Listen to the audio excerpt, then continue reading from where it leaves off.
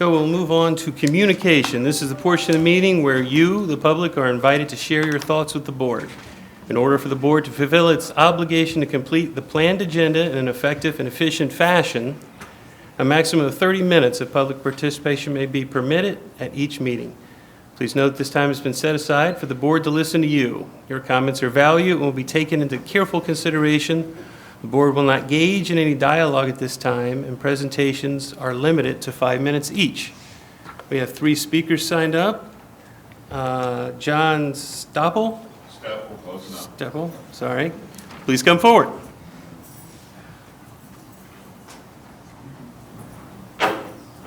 You guys can hear me, can't you? All right, good evening, ladies and gentlemen. Thank you for this opportunity.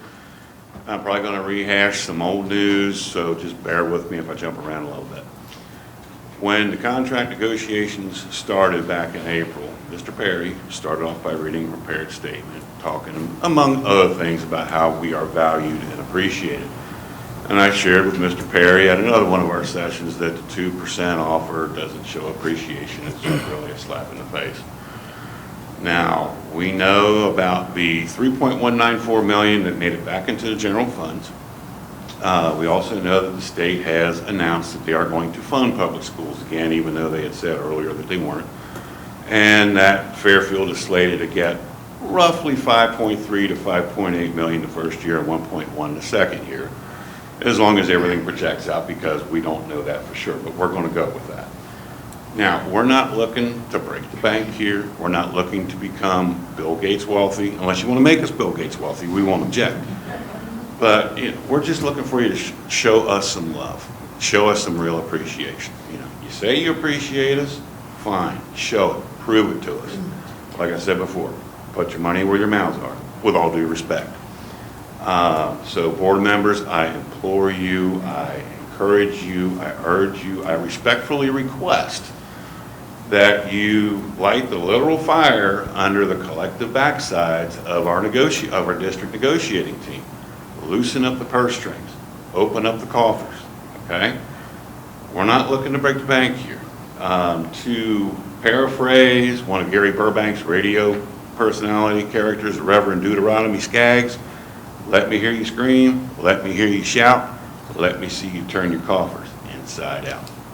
We've got an opportunity to make this right, make it happen. Please, let's do so. Can we do that? Thank you very much for your time. If you'll excuse me.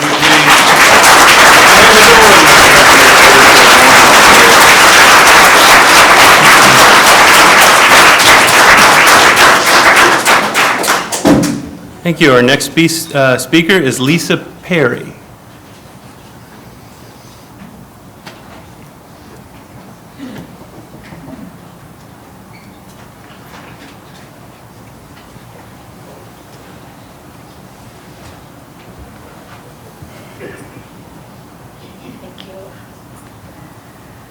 All right, good evening. My name is Lisa Perry, and I'm an educational assistant at Crossroads Middle School. I came to speak on behalf of the secretaries, the clerical staff, and the educational assistants working at Fairfield Schools, all 3 of which are important positions that play a key role in our school district success. For many of these are the first face students see in the morning, and the last as they leave, creating lasting impact. If we look into the day of one of these individuals, we will see that the work they are doing goes beyond the scope of their titles. Often you will see educational assistants covering others' classrooms, taking on recess, cafeteria, and bus duties, along with many other tasks around the school. While in the classroom, they are not just an educational assistant, they are an extra teacher and a friend to all students. But the environment of these positions are not always the safest. Some of the educational assistants work with students that have special needs and high behavioral issues, which can sometimes result in the EA or the educational assistant going home with bruises or other injuries. Today I want to present to you some wage data from 10 different school districts in Butler County. Out of these 10 schools, Fairfield wages for the positions are in 10th place, the lowest of them all. The starting pay for an educational assistant at Fairfield is $15.34 an hour. The average pay of the 10 schools is $17.22 an hour. This is the difference of $1.88 an hour. For an educational assistant that has worked 10 years, the pay is $18.03 an hour, a $2.30 less than the average. Beyond the lowest paid district in Butler County has made it increasingly difficult to become fully staffed and obtain substitutes.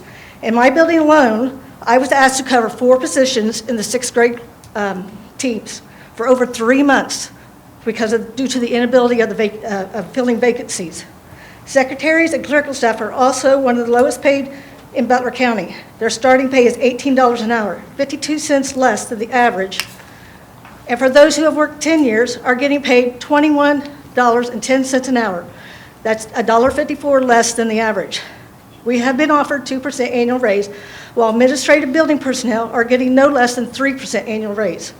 It is also public knowledge that a couple administrative personnel received over $20,000 raise in 2020.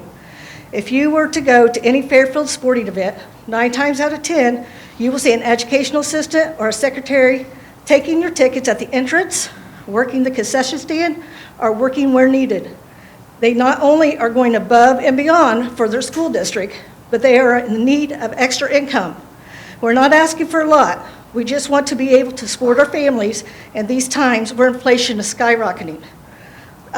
Also, it came to my attention today that the administration board reduced an 8-hour custodial position in one of the busiest high schools in Ohio, creating stress on the assisting staff. Now, we hope that you take this information into consideration while making your decision. On behalf of the secretaries, clerical staff, and educational assistants, we thank you for your time.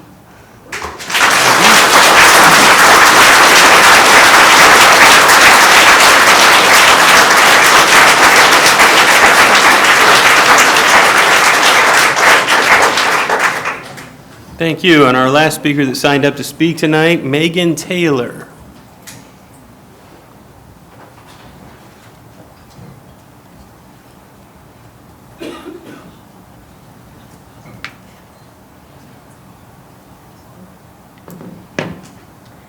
Hi, my name is Megan Taylor. I am the president of the Fairfield Classroom Teachers Association.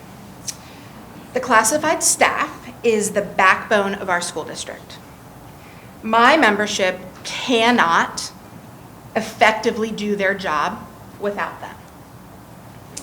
Our classrooms in schools simply wouldn't run, wouldn't happen, can't happen. These people, the amount of support, time, compassion, effort, and dedication they put into our kids and this community is unmatched. And they deserve a fair contract.